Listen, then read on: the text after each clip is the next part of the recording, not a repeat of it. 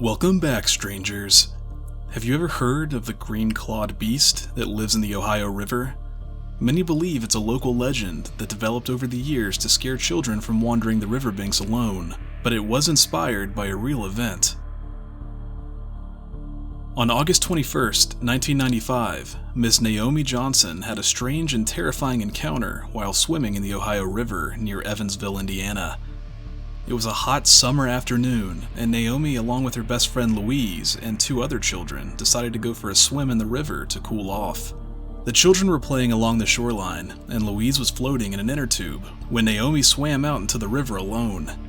She had always been a strong swimmer and was enjoying herself when suddenly Naomi was yanked beneath the surface of the water. She was clutched around the knee by a large, hairy, claw-like hand.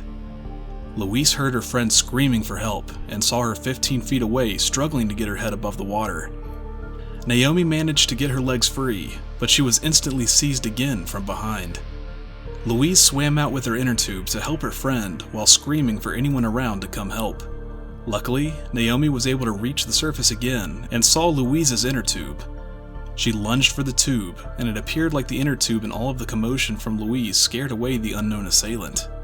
Once back on the shore of the river, Naomi was treated for wounds that she received during the strange attack. Her leg was scratched from her knee to ankle, and it was discovered that she bore a green, palm print-shaped stain on her leg.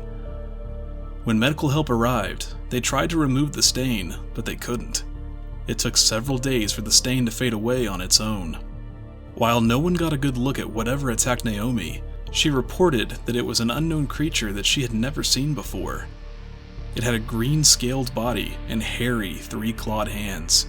Some believe the description of the unknown beast matches that of the Thetis lake monster because of its hostile nature. Others believe the monster may have been a creature related to the Loveland frogmen from Ohio, but these creatures have not been reported to be violent. Naomi claimed that she was visited by a colonel from the U.S. Air Force at her home in Godtown, Indiana. The colonel took extensive notes on the encounter and warned her not to speak of what had happened to her ever again. The meeting with the colonel almost went like a meeting with the Men in Black, leading some to believe the case may be in some way connected to an alien encounter. Naomi was later quoted that she believed the creature that had grabbed her leg was one of those little green men from a spaceship. In a strange coincidence, the attack occurred exactly 40 years after the Hopkinsville Goblin encounter, where a group was terrorized by extraterrestrial goblin-like creatures in an old farmhouse in Kentucky. What do you think the creature was? A green-clawed cryptid? An alien? Or something entirely different? Another explanation for the encounter may be the fact that the Ohio River is known to have a deadly undertow in certain parts of the river. Naomi may have simply been swept under the water by the undertow before managing to swim free while sustaining the injury to her leg. Many believe this event was simply exaggerated over the years of retelling to the point that it eventually grew to include a green-clawed river monster or alien. The bottom of the river is littered with trash and debris from shipping traffic along the river. The undertow may have stirred up some of this trash and made it look like there was a monster swimming around the murky river water.